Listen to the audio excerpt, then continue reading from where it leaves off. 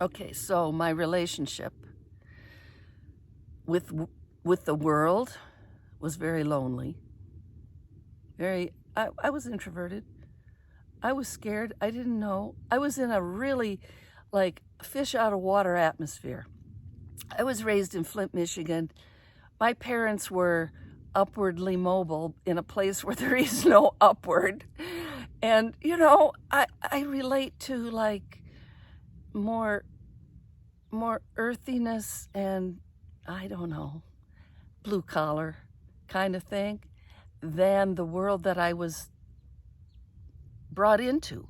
I am very grateful for having been brought into the world of high level New York corporate thinking.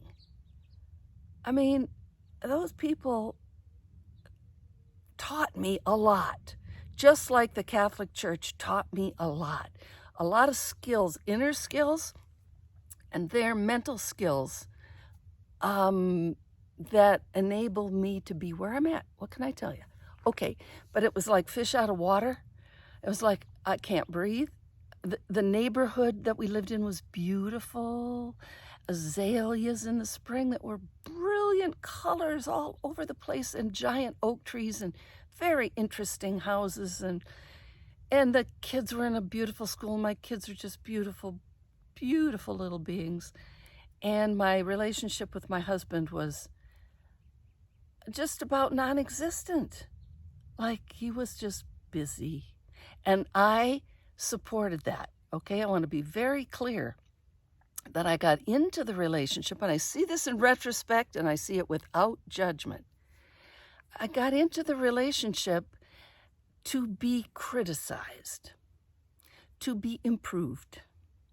I wanted to be a good girl. I wanted to be better. I thought that getting all A's in college, like I couldn't settle for a B. Oh, I did many times. Heck, my one and only C was in philosophy. Timothy will understand the humor of that. Anyway, he criticized, and I withered, even though I asked for it, and that was the basis of our relationship. That was how we did the dance together. And I had to get out. I was about to die. So actually, this was a wonderful turning point. We were, can I use the word stationed? I mean, for a couple of months with his business in London. And I was at a real low point. I'm going to say in the marriage, okay? I don't want to put any blame on him. He's a totally beautiful person. I'm taking responsibility, and that is empowerment. That is empowerment, okay? I'm taking responsibility without blame, shame, guilt. This is where I was at. Hey, we're at where we're at on the journey, okay? This is where I was at. I was in the bathtub. And I just thought, preceding that brilliant thought, here's the thought that was going through my mind. Jesus, I'm pissed off at you. You tell us to love, New Testament, but you don't tell us how. I don't know how. Can you feel the loss and desperation there? And then here's the brilliant thought that came into my mind. Okay, this is Spirit speaking.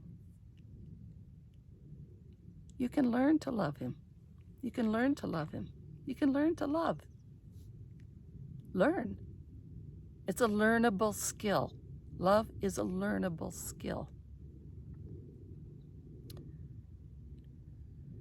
Okay, that's interesting. So I got out of the bathtub, and I want to tell you, my life shifted big time.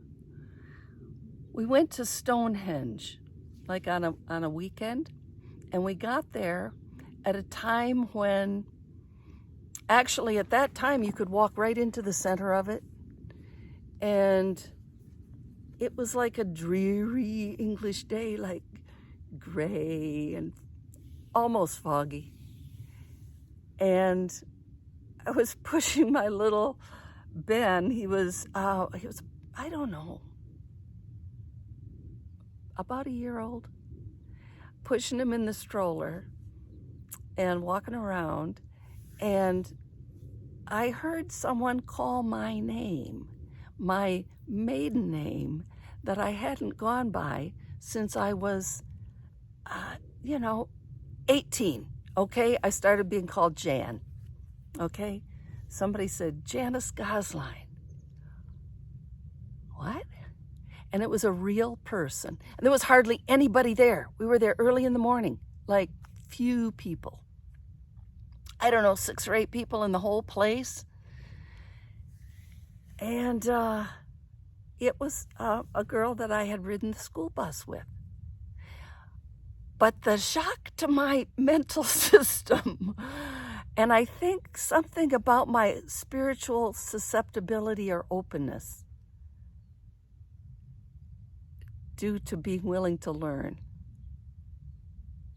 it went like, da da da da da da da da. What's happening here? I know she's a real person. This is not like, the Virgin Mary appeared to me, but honestly, it had that feeling. Not that she was the Virgin Mary, but that there was the descent of spirit. And I actually, laying in bed that night, it felt to me like there was something of a time collapse where, like the Shakespearean idea of the spheres, is just like a mental image that came to me, that like dimensions of maybe of time over the earth, something just lined up and it touched me. And I was right at the center of Stonehenge. Hey, I mean, wouldn't you kind of like go, oh, I think I'll pay attention. So laying in bed that night, next one. Go to episode 4 to continue the story and subscribe.